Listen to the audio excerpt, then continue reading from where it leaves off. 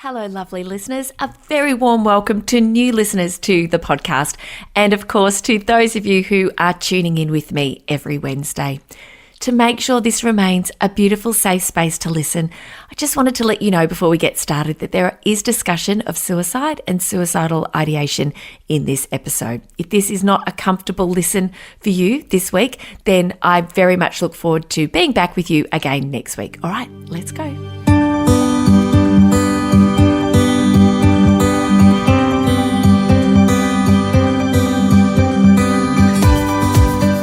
Hello, I'm Dr. Jody Richardson, and you're listening to, well, Hello Anxiety, a podcast where we end the struggle with anxiety and build our toolkit of practical skills to thrive. Hello, and a huge and very warm welcome back to another episode of the podcast. Boy, oh boy, have we got a great conversation for you today, because today I have a very special guest and we're going to be talking about an epidemic that is really a crisis for our generation, and Dr. Jody Carrington is a leader in this space, and no exaggeration, and once we start talking to you about it, you will understand.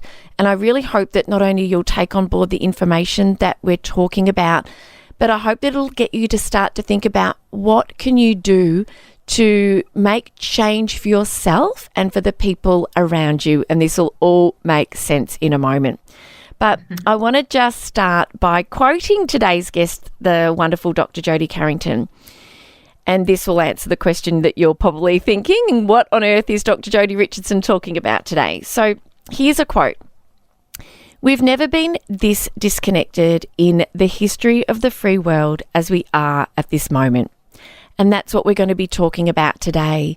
And you'll get an understanding of the implications for disconnection and loneliness with respect to mental health, including anxiety, burnout, stress, not to mention longevity. There is so much for us to talk about. So it's with great pleasure that I welcome the wonderful Dr. Jody Carrington. She's joining us from the US, and she is an author, a sought-after international speaker.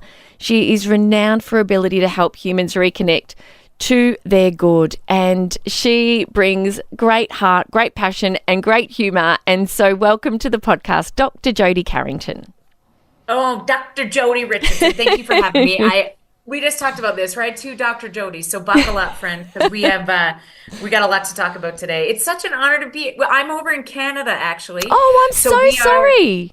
No, don't. I mean, we're basically the same. So we are a day behind you. So I'm going to catch you up on all the things that you need to know about today. Oh, thank you. Gosh, what a gift. We're going to get way more than we bargained for. Canada, no, I do apologise. And I do believe that when it comes to comparisons between, I'm in Melbourne in Australia, of course, that Canadians and Australians are probably more alike than Australians and Americans. So thank you for setting me straight. Yes.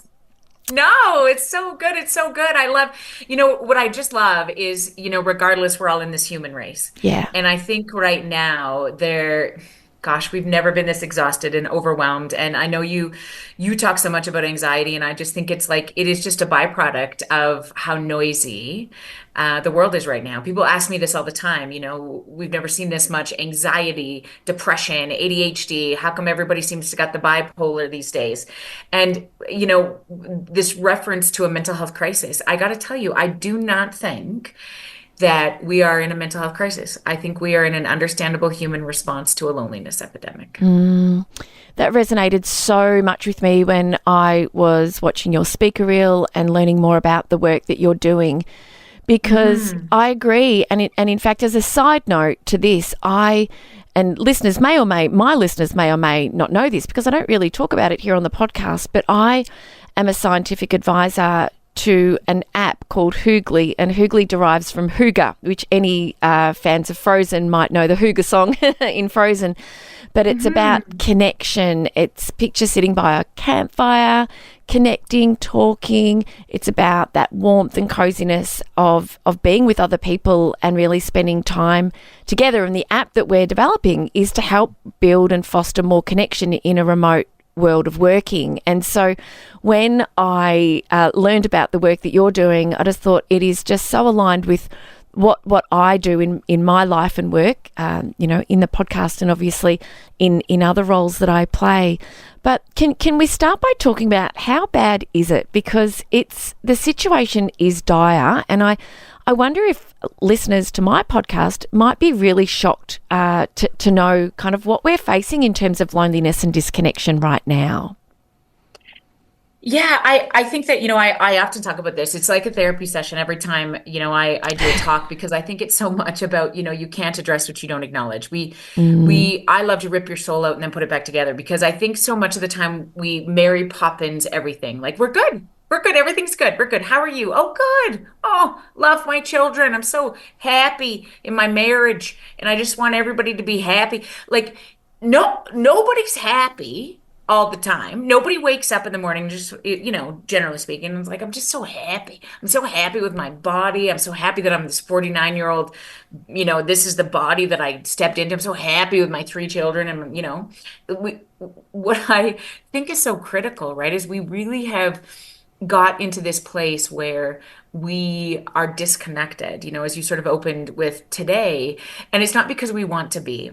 Um, we in this human race, we're way more alike than we are different, okay? Regardless of age, race, religion, socioeconomic status, gender identity, our DNA as human beings, I'm here in Canada, you're in Australia, our DNA as human beings is 99.93% the same. And whoever created this human race said, listen, there's two rules, right? So it doesn't matter to me what you believe. If you, believe that Jesus got us here, Buddha or Yahweh or in the great big bang, it doesn't matter. However, this human race was created, there's two rules. Number one, whoever made us said, I'm going to make you neurobiologically wired for connection. Okay. So if you disconnect from an infant, they die. That's the new AI has been the old AI in my world. It's authentic interaction. Okay.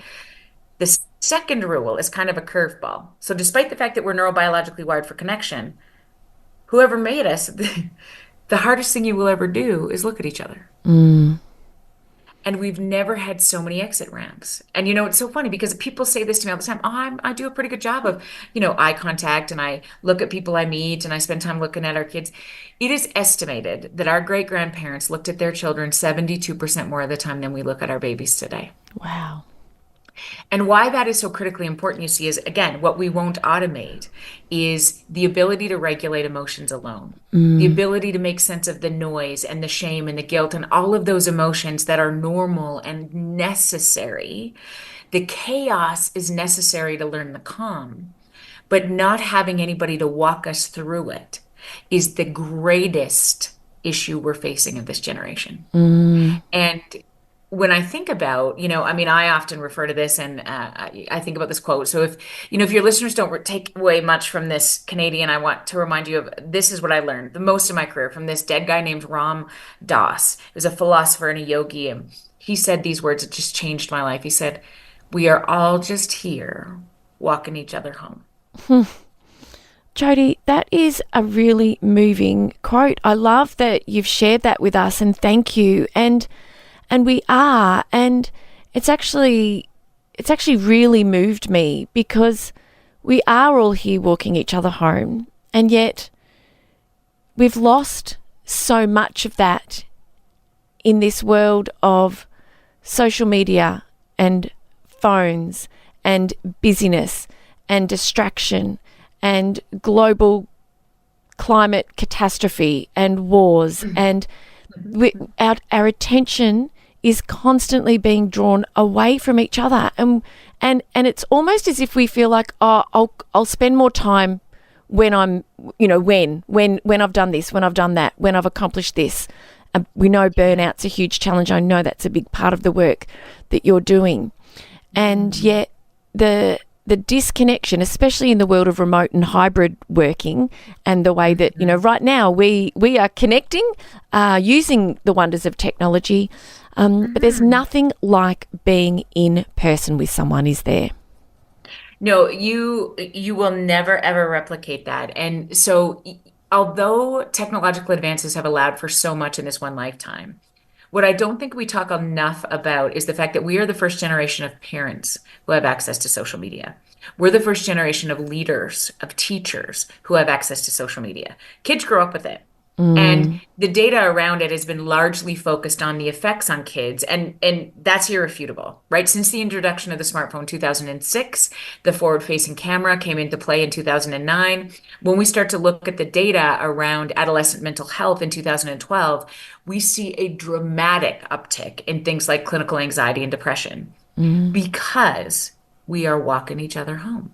We were Mm. never meant to do any of this alone, yet we have never been this disconnected.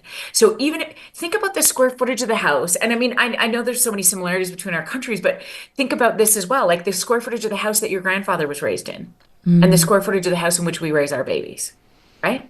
In in one generation, so much has changed. The size of the beds that our grandparents slept in. Mm. My personal husband and I, we got a king size bed. I don't even know where he is most of the time. Same. And at the end of the day, after I've single-handedly saved the mental health of people in central Alberta, Canada, and I've spoke around the globe and I've written 3 books and I've done, you know what? The last thing I want to do is look at my personal husband.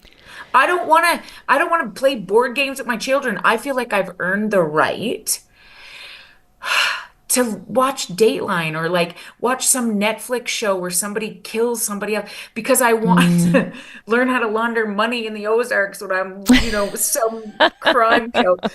Because it's like we have so many opportunities to just shut off because our Mm. brains have never had this much noise No. before any of us even wake up, right? And I don't know about you, and so I'll just tell you what happens here in our little country is that the vast majority of us wake up and charge our phones by our bed. Mm. So before you even use the bathroom in the morning, you're checking your phone. Okay, Mm. this is a complete and utter. I didn't have this in university, let alone my own parents experiencing this, right?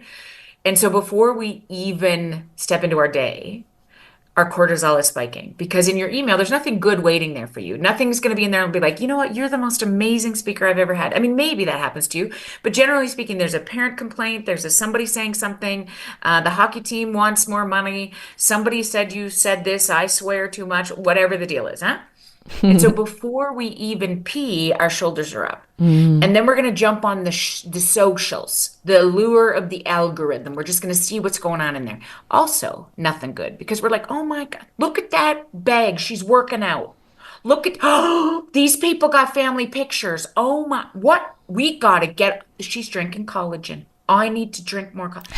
And so we have so much access to data. Our shoulders are up like this. And then we step out into our own kitchens and our children are there asking asinine questions like, what's for breakfast?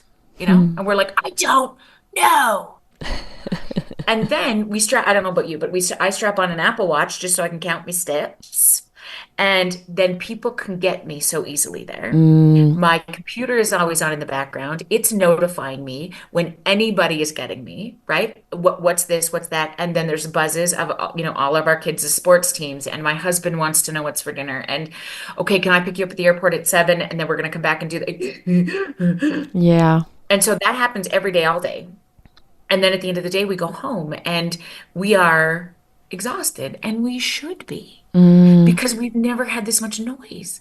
Like when my father, one generation, would walk through the door at the end of his workday, nobody could get him. His Mm. patients, his clients, his employer, his mom, nobody, Yeah. unless they called the house phone. And we chose not to answer that. That was a little rule in our family.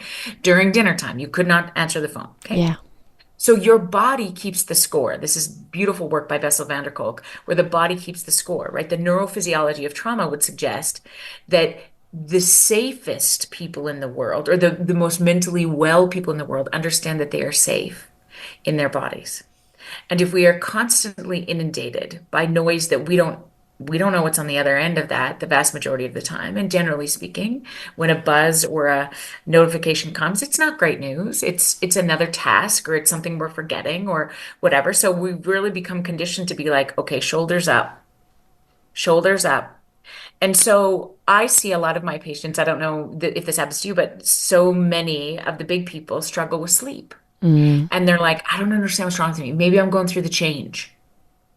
No, you have been in a war zone since your alarm went off, Yeah. and you have been ready to fight, flight, do all the things, and then at the end of the day, we go to sleep and our bodies is like, forget it. No way. Do not put your guard down, my friend, because it's going to come, something else is coming. What's going to come next? What's going to come next? And so we see a massive uptick in anxiety, depression, mood related disorders, and it makes sense to me. And I don't think it's because we're getting sicker or getting worse. I think we're losing our capacity for connection and Mm. rest. Mm. You know, this morning on the way to drop my kids at school, they're 14 and 16, our daughter has a limit on how much screen time she gets a day. She's 14, she gets 2 hours a day, and then all her apps turn off. So that's kind of the limit that we've put on. No phones in bedrooms, phones, kind of on charge in the kitchen at 8:30 at night and so on. But when I see her in the car this morning and she's on her phone, she's doing a Duolingo, which she does every day, but she's also on Snapchat and she's on TikTok. And I said this morning, literally driving them to school before I came to the studio to chat with you, I started talking about brainwaves and she just must roll her eyes. And because I was just saying, you know what? We actually need space and time for our brain to just rest. We are so inundated with information and there's just never a time to just be. We don't always have to be listening to something, learning something. Aside from the connection which we do need, and I want to come back to that, but what you've just talked about, I mean, no wonder, like you were saying, we know that there's a mental health crisis and anxiety, depression, ADHD, other mental health diagnoses, burnout, just that pure shutdown of the nervous system when people cannot continue.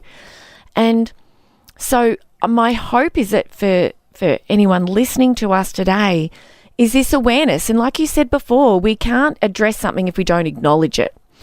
Like, life is hard and we go through ups and downs, and being with people, like you said earlier, looking at people and really seeing them and being there and being able to be compassionate and kind and supportive and empathetic, that takes our resources, but it's what we all need.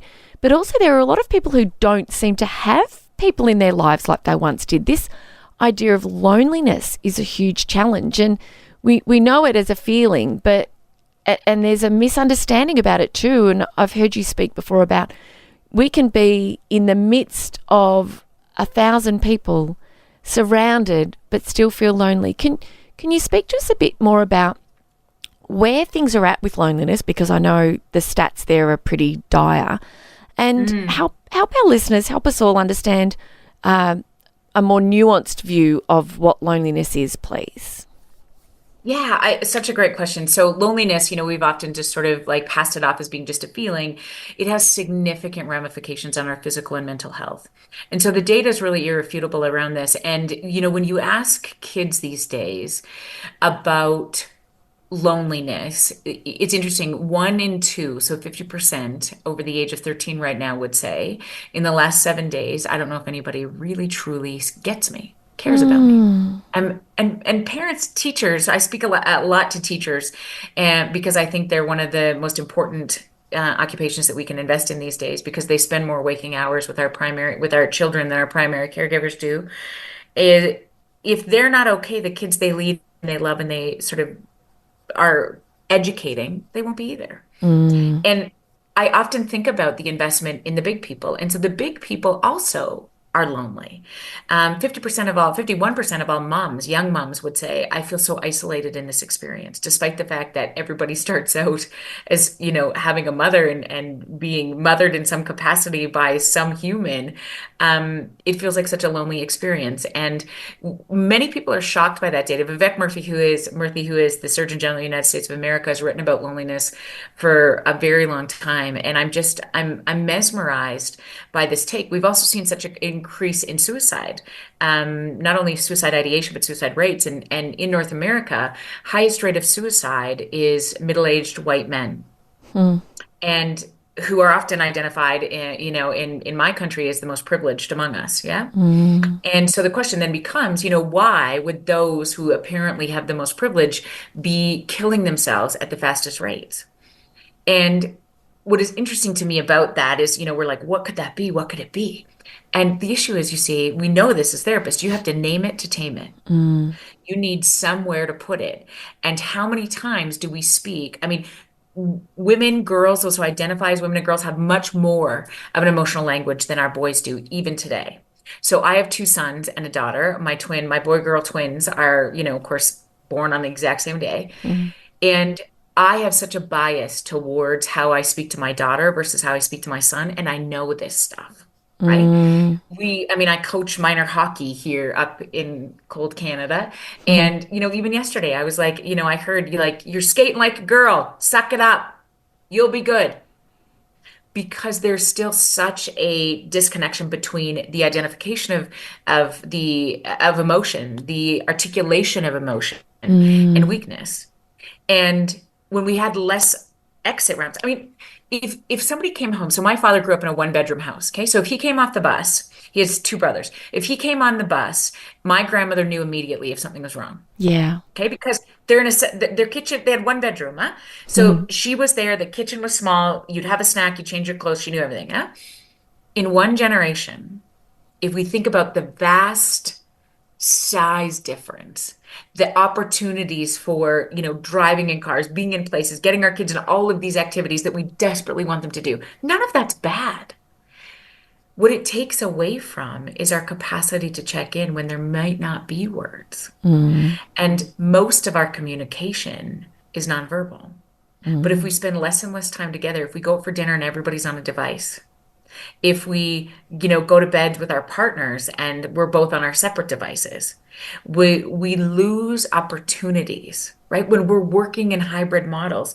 It's so interesting. Some of the data around loneliness, like if you're lonely as an employee, you're 3 times as likely to be dissatisfied with your work. And it increases the likelihood of, obviously absenteeism, turnover, all of those things that, like, I often speak to organizations globally and I'm like, let's take a look at these emotions. How invested do your people feel? How connected do they feel? And 96% of all Canadian employers offer work from home options. I am such a disbeliever in working from home.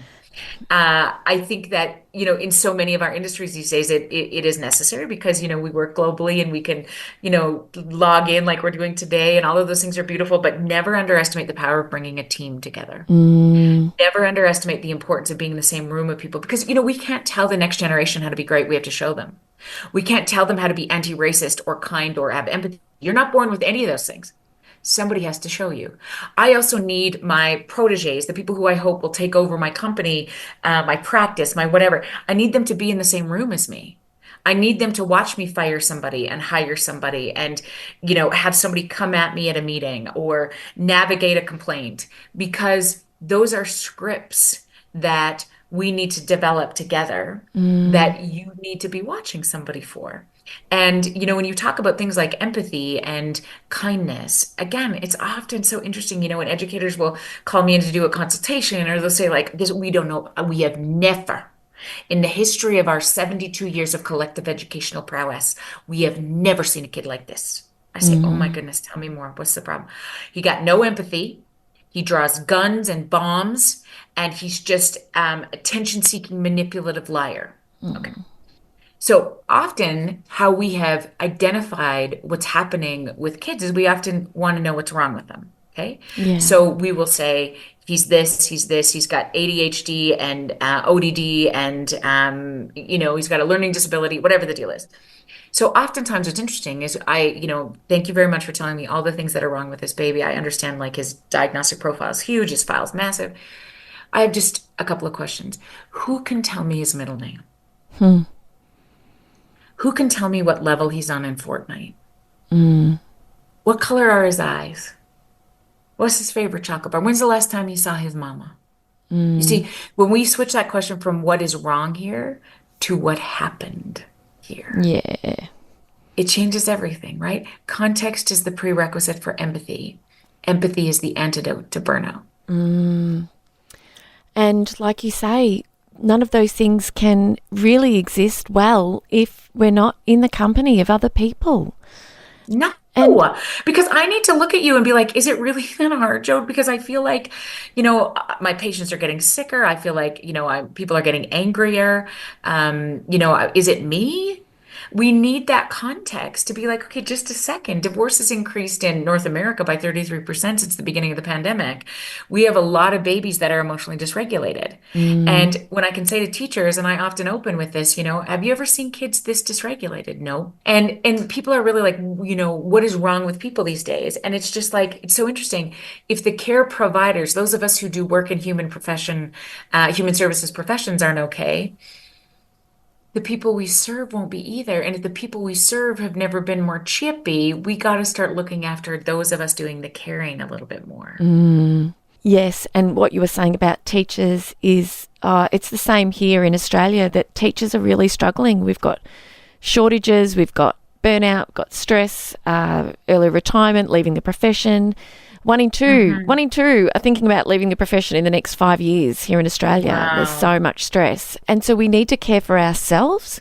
We need to, and in professions like ours, we can speak with staff and share ideas and science and strategies and raise awareness around these topics. But for listeners who are really resonating with this and thinking, yes, I'm relating to all of these examples, I wonder if you could share with us, when you talk about these exit ramps, what it is that you're referring to. And then I'd really love for us to sort of pick your brain about some of the things that we can start to do to, help us become unlonely, which is the name of your podcast, which we'll talk about later as well. Mhm. Yeah. So when I talk about exit ramps, I'm really talking about the opportunities to look away. Okay. So here's what's interesting about social media. It's not social.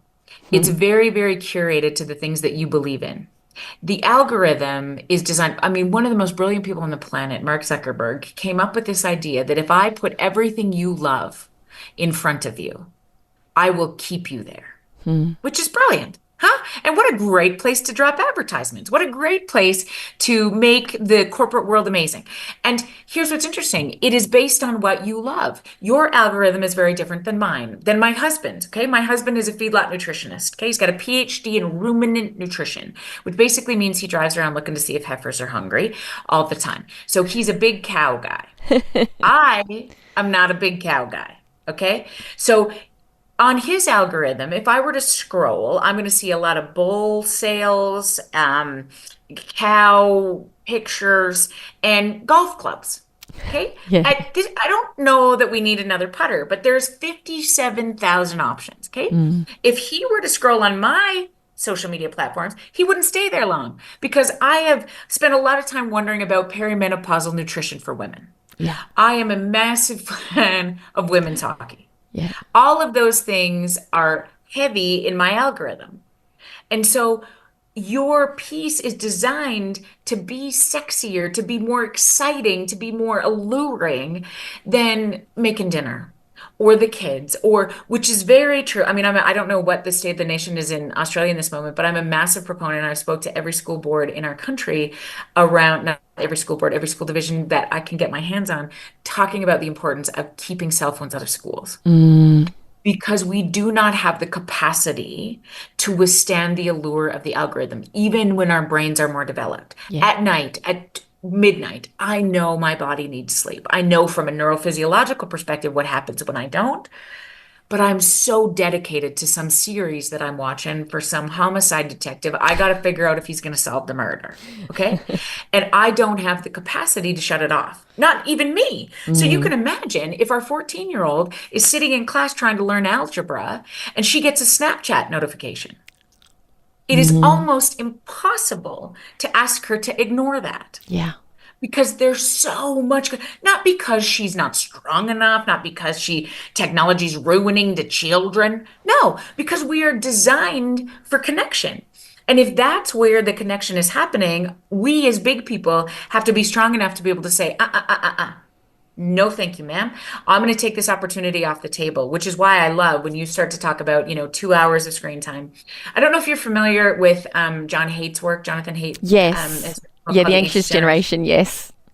When I read that book this summer, my kids were all like, "We don't like Jonathan Haidt. You need to put that book away." Because it was so true. It sort of was like the first time that I've ever seen anybody give us permission to be like, "Stop.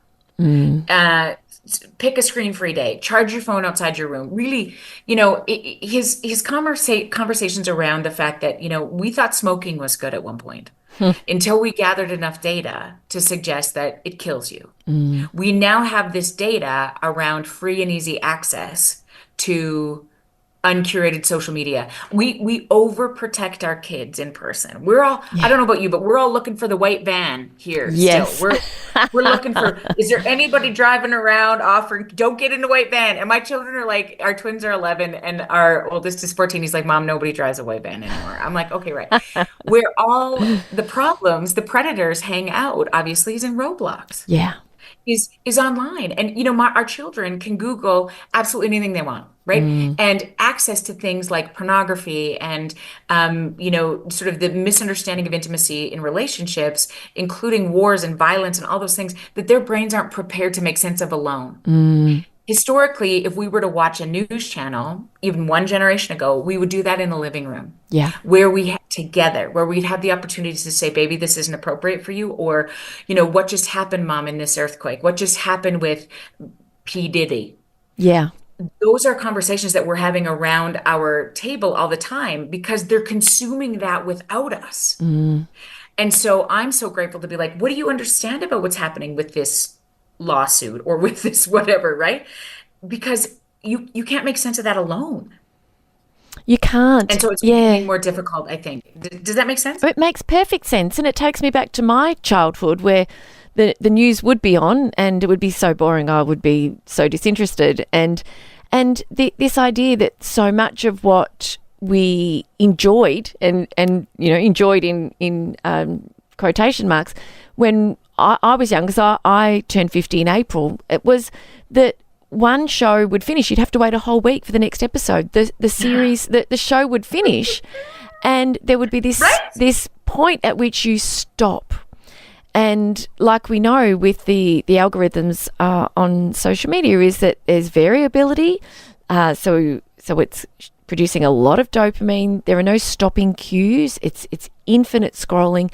There's so much that psychologists who understand how to addict us to our phones have implemented into the social media platforms that we're on. And like you say, this is an exit ramp that is omnipresent. And here in Australia, we are not allowed to the kids are not allowed to have their phones in the classroom. They have to go in their lockers at the start of the day and they can collect them when they leave. And so that is golden, absolutely golden. And that's been in place, for as long as I'm aware. I don't think it's universal across the country, but I think independent schools or private schools are making their own kind of decisions around this. But in the government schools, it's absolutely the case. So I love that you're doing that work. For people who are thinking, yes, I'm really relating to this. I'm seeing this and I'm experiencing this in my workplace, in my family, in my home, in my personal life. I'm seeing this amongst my friends. What are some ideas that you could share with us that could help us to make some really meaningful change?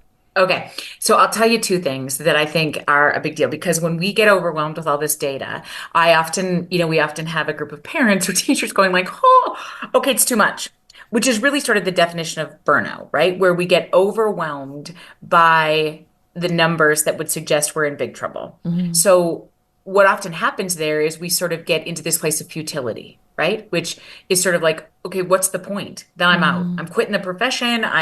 There's no hope. We will never get government on board. We will never, okay.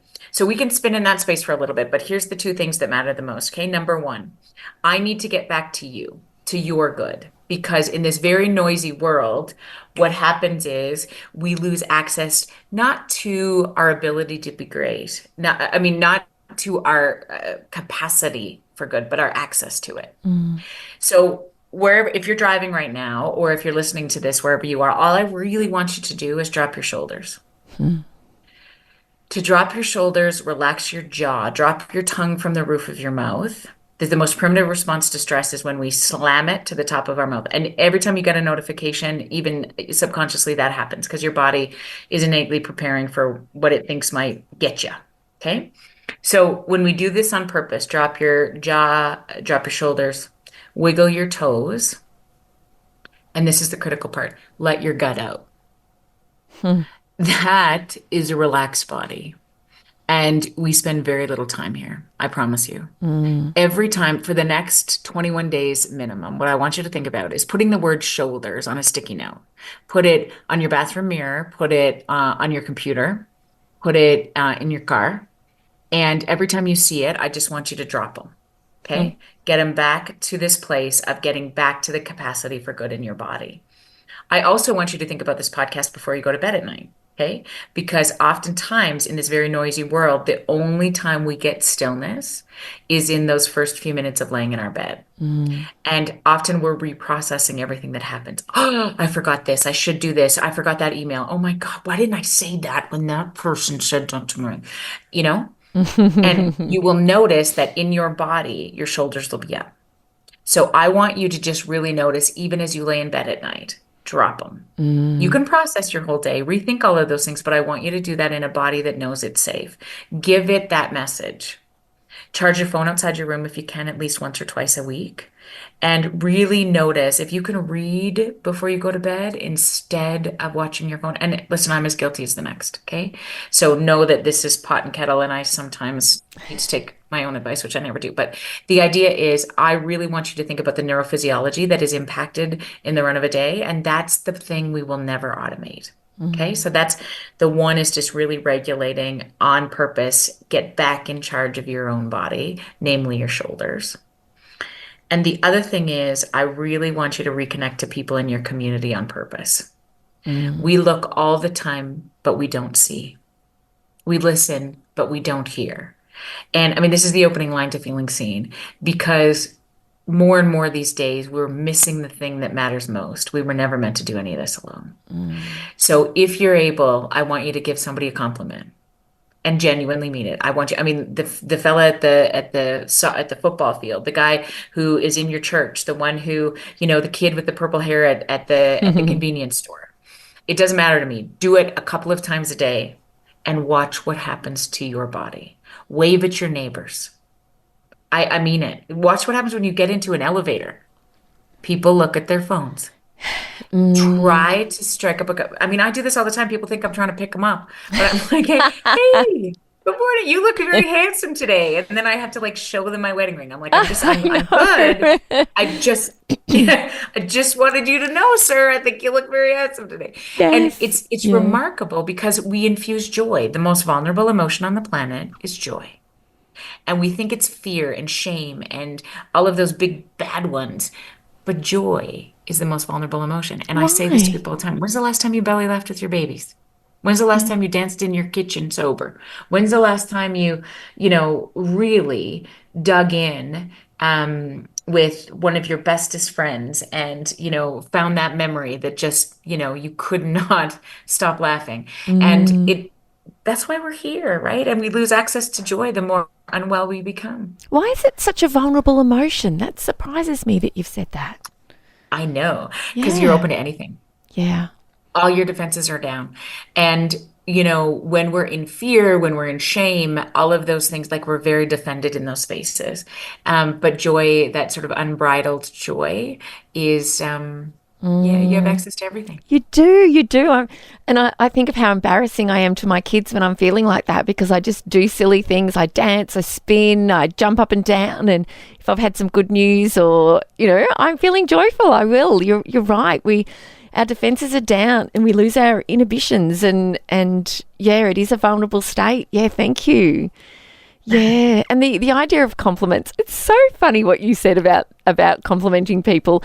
I love sharing compliments, and it's so funny because I love to be comfy, and sometimes when I'm out at the supermarket or whatever, I could just be in some tracksuit pants and a hoodie and, sneakers. It's a wonder I've taken my Ugg boots off sometimes. Right. And sometimes I'll say to a woman, gosh, I love your outfit.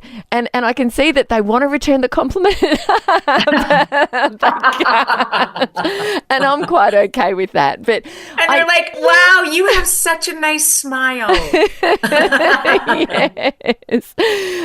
But yes, I do hold back from complimenting fellas because I have found, like you in the past, that they think you're coming on to them, which might just make their day. That'll make them feel even better. Go ahead, Rodney.